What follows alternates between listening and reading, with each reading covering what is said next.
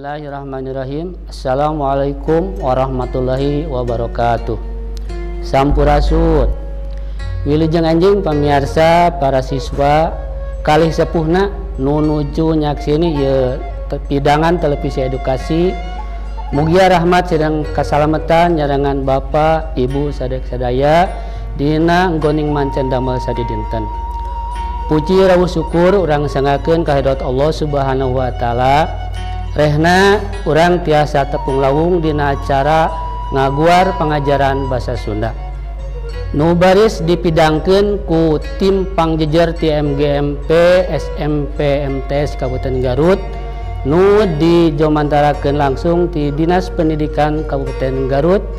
Alpukahna gawe bareng MGMP SMP MTS Kabupaten Garut kalih Dinas Pendidikan Kabupaten Garut.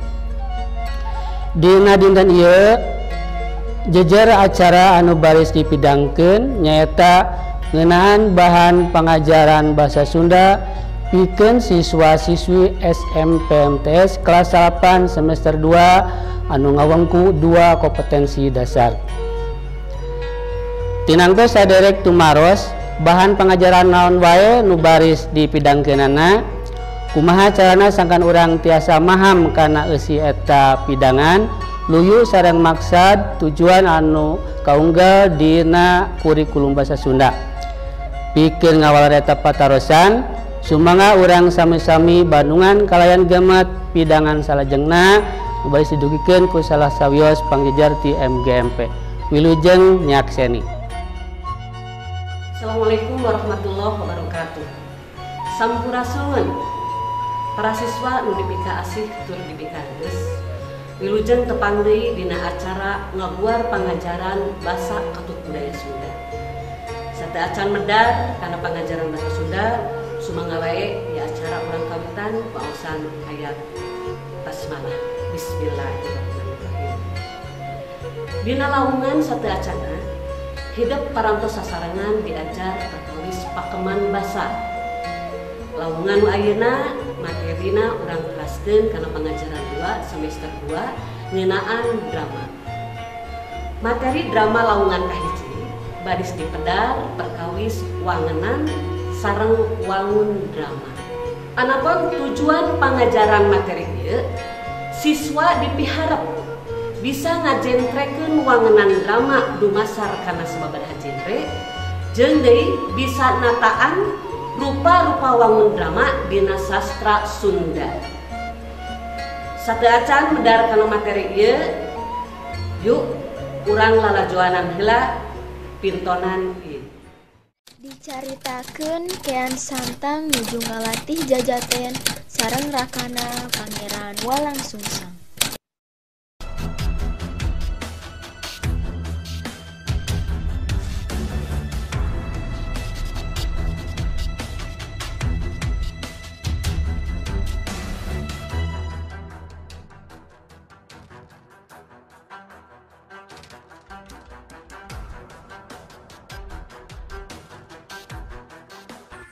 Prajurit, pantasan Walang Sungsang. Sumuhun Kanjeng Prabu.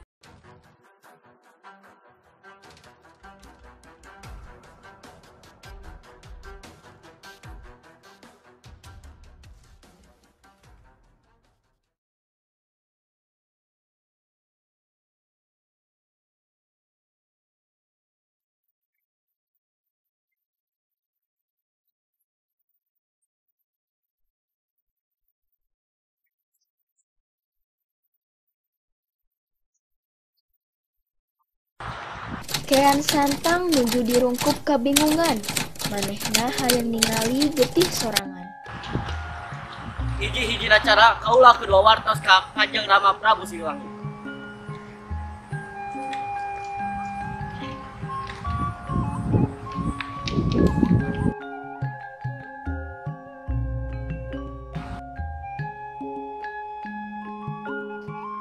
Aya naon anak king putra ama. Mun Kanjeng Rama Prabu kaulah ka dieu ngagaduhan maksad anu kedah didugikeun ka Kanjeng Rama Prabu. Naon kahoyong anak king teh carita ka ama. Nun Kanjeng Rama parantos kauninga ku ama kaula hirup mang tahun-tahun nepi ka ayeuna teu aya hiji jalma oge anu tiasa ngunggulan kaula. Kaula hoyong ninggal detik sarangan. Bekituna kaula hoyong dipamilariankeun jalma anu tiasa ngunggulan kaula. Upami kitu kahoyong anaki mangga aku ama pilarian solusina. Sumuhun Kanjeng Rama kaula ayeuna bade pamitan heula nang sampeuyeun.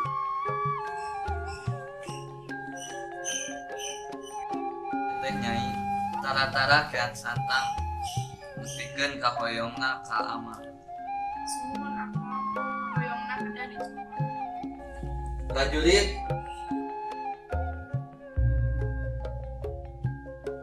Aya perkawis naon Kanjeng Prabu? sauran ahli-ahli nujung kerajaan manawi aya nu terang saha nu biasa ngunggulan ka anak Kian Santang. Sumuhun Kanjeng Prabu.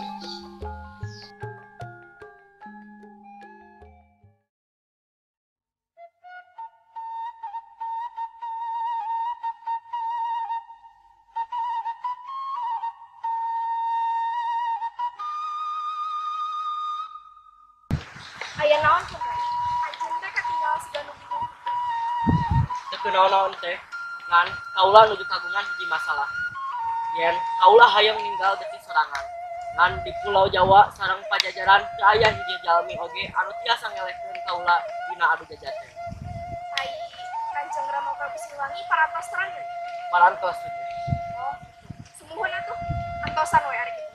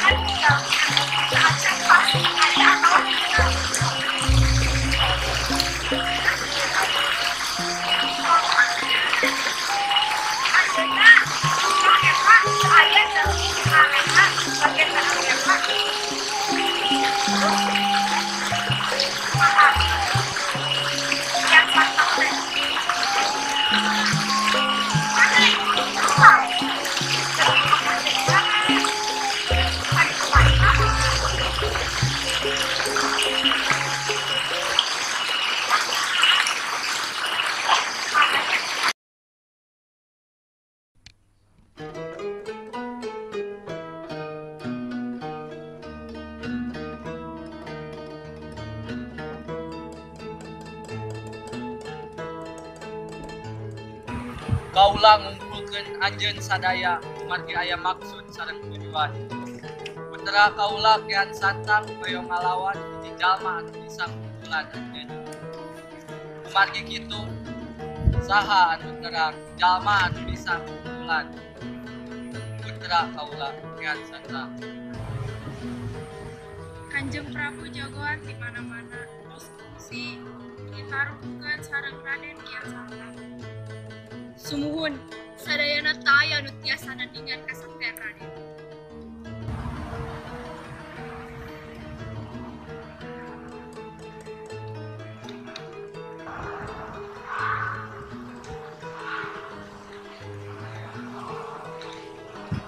Kaula terang saha nu tiasa nandingan putra.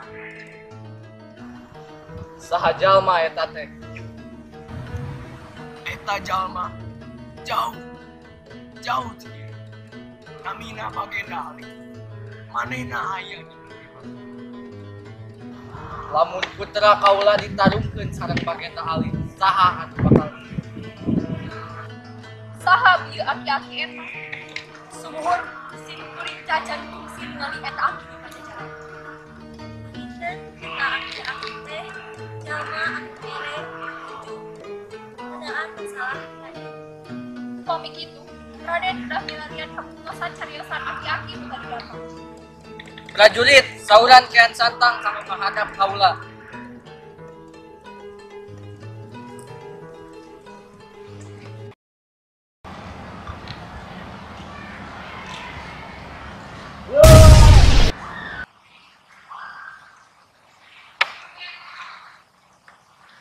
Raden, sauran ngadep ka Kanjeng Prabu ayeuna.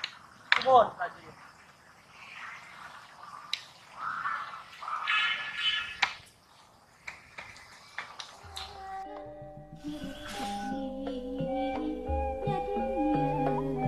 Aya perkawis naon kaula di sauran ka ieu. Ama terserang saha nu tiasa unggulan nyaeta Bagenda Ali di negeri Mekah. Upami kitu kaula hoyong gerak-gerak patertu sareng Bagenda Ali. Kaula nyungkeun widi kanggo milarian Bagenda Ali ka negeri Mekah. Upami Bagenda Ali tiasa unggul ti kaula bade kudu ka ayeuna. Syukur sareng syukur ari kitu mah. Ari anak jeung milarian anjeunna kanggo terkenal. Ama ngawidian tapi tong hilap ka negeri Pajajaran. Sumuhun Kanjeng Rama kaula moal hilap ka Pajajaran. Nyakso, kudu ibu di pintu. Salamet dari kamar. Tur nuhun pulang.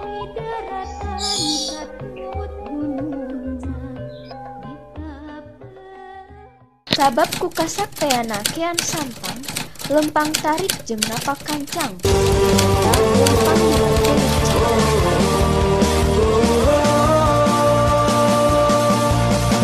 Kaulah Kian Santang, kaulah bisa janten tuju sareng napak dina kulit jahi sahiji kasaktian abdi. Kaulah Kian Santang, kaulah bisa janten tuju. Henteu sabaraha lami, Raden Kian Santang dugi di Mekah. Anjeunna mapah di padang pasir. Tuluy anjeunna ningali aya aki-aki nuju ngiuhan di handapeun tangkal kor. Ki, cing dudukeun di mana ayana Bagenda Ali teh? Kela, aing bidang usaha. Kaula Raden Kian Santang. Kaula asalna ti Pajajaran. Hoyong kapendak sareng imamina Bagenda Ali. Saurna eta jalma teh sakti. Kaula hoyong adu jajaten sareng manehna. Ayo atuh, aing itu mah tuturkeun aslinya.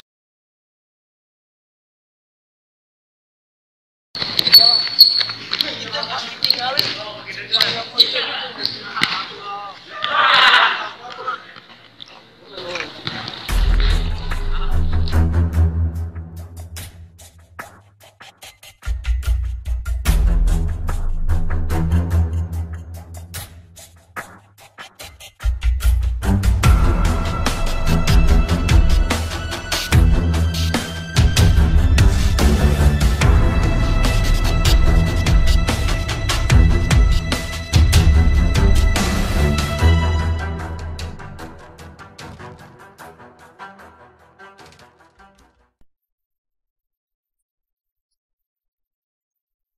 Ki, sabenerna aki teh saha? Kaulah teh Bagenda Ali keangan tingkah.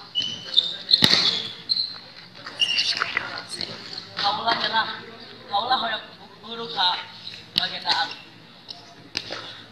Aya sarana. Naon eta? Aing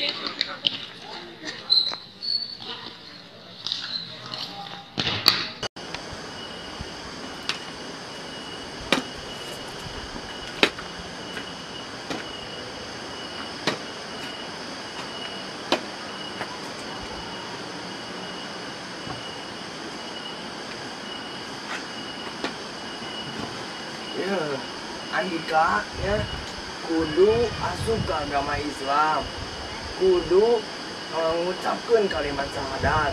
Nah, yen aya hiji pangeran nu kedah anjeun wajib disembah nyaeta Allah Subhanahu wa taala. Kaula narima, kaula siap apus kana agama Islam. Ya, ayeuna tuturkeun ucap cariosan ti kuring. Asyhadu alla ilaha illallah. Asyhadu alla ilaha illallah. Wa asyhadu anna Muhammadar Rasulullah. Wa asyhadu anna Muhammadar Rasulullah. Alhamdulillah. Ya, ayeuna andika tos asup agama Islam. Yen maneh kudu ngamalkeun parentah-parentah Allah sareng Rasulna Nabi Muhammad sallallahu alaihi wasallam. Ya. Sumuhun Bagenda Ali. Saprak harita, Raden Kian Santang guguru ka Bagenda Ali. Anjeunna diajar sagala hal ngeunaan agama Islam.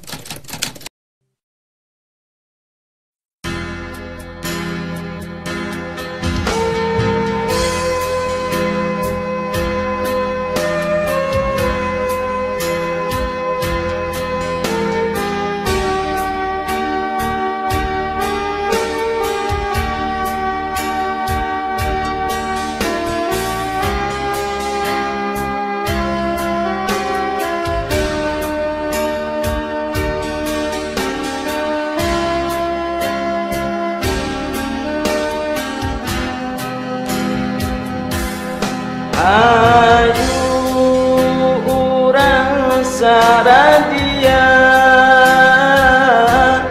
mempeng kerhirup di dunia, amal kersampeun jaga di akhir moal gening maut ngadodong gening sok di pohon datang na temerenya ho ngageretek taya tempo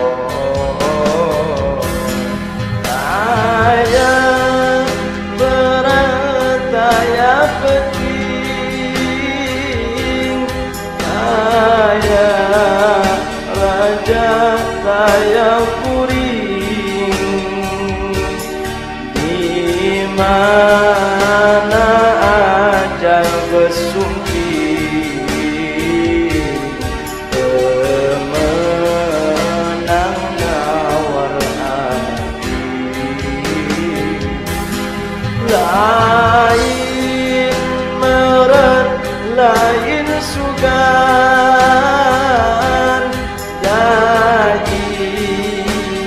mah kenyataan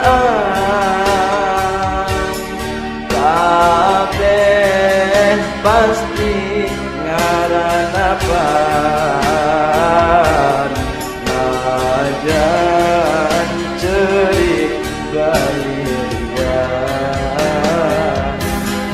nyeri nanu kersakaran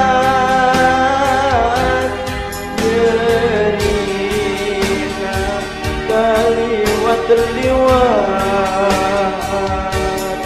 napas yang seret mampai Atau sababaraha lami guguru Kian Santang ngarasa cukup ilmu.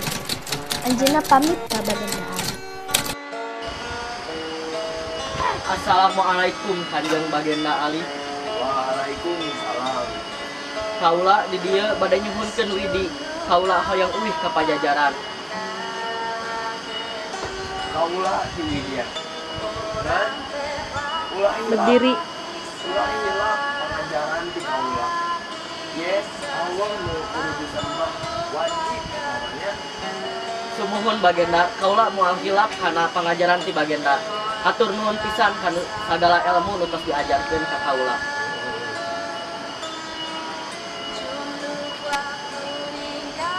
Ieu pamakalan keur Andika keur engke di negeri Pajajarannya. Sumuhun hatur nuhun kana sagalana. Assalamualaikum Bagenda. Waalaikumsalam.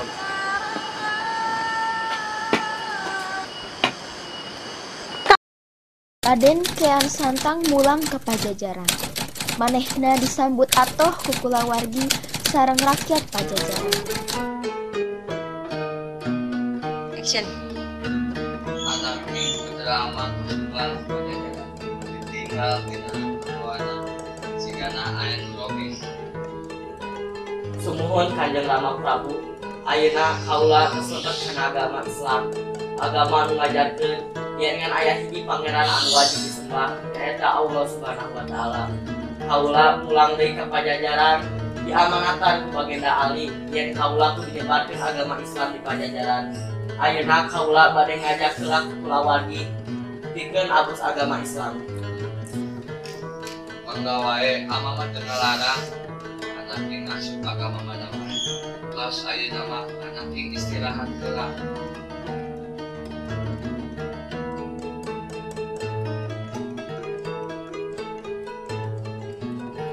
A'udzu billahi minasyaitonir rajim. Bismillahirrahmanirrahim. Allahu ahad. Allahus samad. Lam yalid wa lam yulad wa lam yakul lahu kufuwan ahad. Raden, tujuh nemangkeun naon? Baitna mani endah. Kaula bieu teu nuju nembangkeun. Kaula bieu nuju ngaoskeun ayat-ayat suci Al-Qur'an. Nyaeta surat Al-Ikhlas. Naon ari surat Al-Ikhlas teh Raden? Surat Al-Ikhlas nyaeta salah sahiji surat anu aya di Al-Qur'an. Anu hartosna nyaeta caritakeun mantena teh Allah nu hiji. Allah teh pusat sagala pangharepan. Teu putraan mantena jeung teu diputrakeun mantena. Jeung teu buktos mantena anu nyaruaan sahiji oge. Kaula ayeuna parantos lebet agama Islam. Agama anu ngajarkeun yen ngan aya hiji pangeran anu wajib disembah, nyaeta Allah Subhanahu wa taala. Di agama Islam oge teu aya nu namina kasta-kastaan. Anu ngabedakeun jalma nyaeta hiji, nyaeta katakwaan jalma ka Allah Subhanahu wa taala.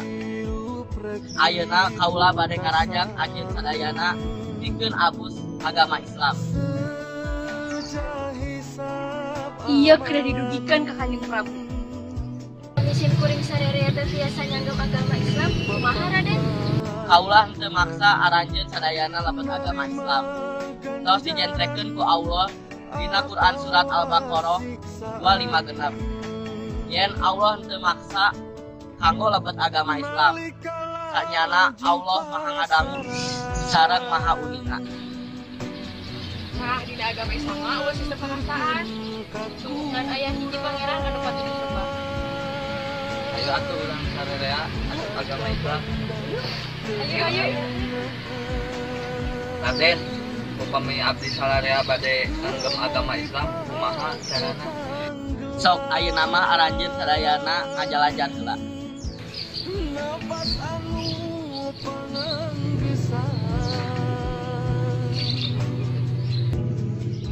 Sok ayeuna tuturkeun cariosan kaula. Asyhadu alla ilaha illallah. Asyhadu alla ilaha illallah Wa asyhadu anna Muhammadar Rasulullah. wa asyhadu anna Muhammadar Rasulullah. Ayeuna aranjeun sadayana tos lebet agama Islam. Aranjeun sadayana kudu ngajieun sagala parentah ti Allah jeung Rasul. Atur nuhun Raden. Pami kitu mah abdi salelea bade guguru ka Raden. Supohon ku kaula dianton. Bangga Raden.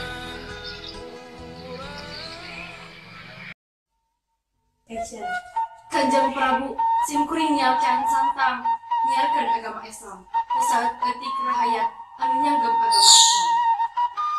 Tos we ayeuna mah kaula teu tiasa nyanggem agama Islam. Ayeuna arurang urang ngasingkeun diri ka Pakigulan Garut.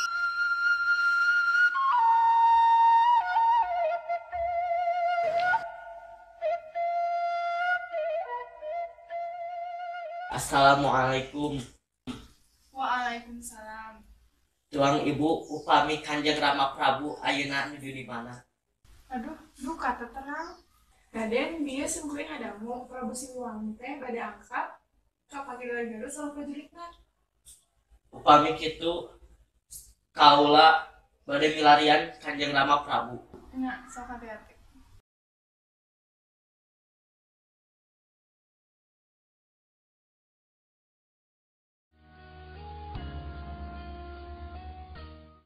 Ayeuna urang pedar materi ngeunaan wangunan drama. Aya sababaraha wangunan ngeunaan drama.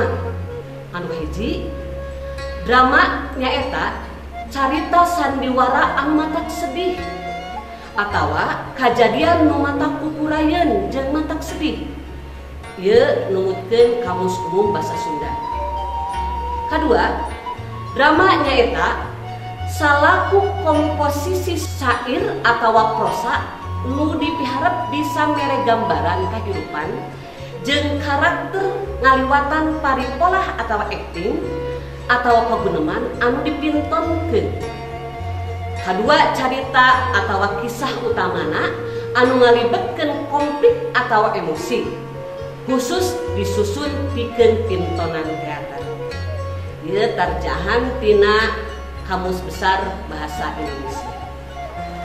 Katilu, drama nyaeta pintonan kasenian anu midangkeun carita diebrehkeun ku gerak jeung paguneman tokoh-tokohna. Ieu dumasar kana gapura basa karangan Surya Lada SPK. Anu kaopatna, drama teh nyaeta hiji karya sastra anu mangrupa carita miboga tujuan ngagambarkeun kahirupan ku cara midangkeun konflik jeung emosi ngaliwatan gerak jeung paguneman kalayan dirancang pikeun dipintonkeun di panggung atawa tempat anu geus ditangtukeun. Ieu dumasar kana buku Prasada Basa di tim MG. Ayeuna materi ngeunaan wangun drama. Dumasar kana wangun dramatis atawa sifat eusina drama daya tilu. Nyaeta drama tragedi, drama komedi, jeung drama tragedi komedi. Tuluy numutkeun wangun sastra drama aya dua golongan. Nyaeta drama prosa jeung drama puisi. Atuh lamun ditilik dina kuantitas kecapna kawengku ku drama mini kecap, pantomim jeung drama kecap. Anapun dumasar kana kapinunjulan unsur senina, drama teh aya drama tablo, senda tari jeung opera. Oge lamun dumasar kana media pintonanana aya drama TV, radio, drama pentas, jeung drama maca. Lamun diringkes tina materi wangun drama sangkan hidup leuwih paham, ieu secara burak badagna dibagi dua. Anu kahiji dumasar kana sifat eusina aya tilu, nyaeta drama tragedi, drama komedi, jeung drama tragedi komedi. Tadi disebutkeun drama tragedi mah nyaritakeun pi kasedihan, drama komedi mah nyaritakeun pi kaseureun, drama tragedi komedi mah nyaritakeun pikaseureun jeung pikaseureun. Anapun dumasar kana tempat atawa pakakas pintonanna aya opat. Anu kahiji drama radio dipintonkeun dina radio, drama TV dipintonkeun dina TV, drama panggung dipintonkeun dina panggung, jeung drama maca anu dipintonkeun dramana bagi maca. Sangkan hidup leuwih maham kana materi ieu sok ditenan di pancen.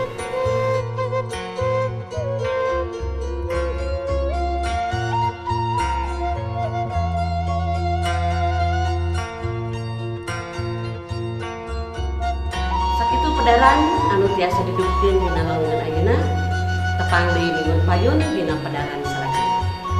Tetap semangat ya. Can wilujeng kantun. Assalamualaikum warahmatullahi wabarakatuh. Saderek sapara kanca rupina sakitu pidangan anu tiasa kadugikeun ti rengrengan MGMPBS SMP MTS Kabupaten Garut. Mugia tiasa ketampi pikeun nambihan pangawruh urang sadayana dina nggone ngajaga ngariksa ngamumule warisan tina karuhun urang. Mugia aya mangfaatna kang urang sadayana dina mayeunan hirup kubuh sadidinten. Hapunten nu kasuhun boh bilih salami ngadugikeun aya anu teu sapagodos wilujeng kantun wilujeng tepang deui dina waktos kalih jejer materi anu benten. Cad sisim kuring amit mundur amit mungkur pamungkas sanggem wabillahi taufik wal hidayah. Wassalamualaikum warahmatullahi wabarakatuh.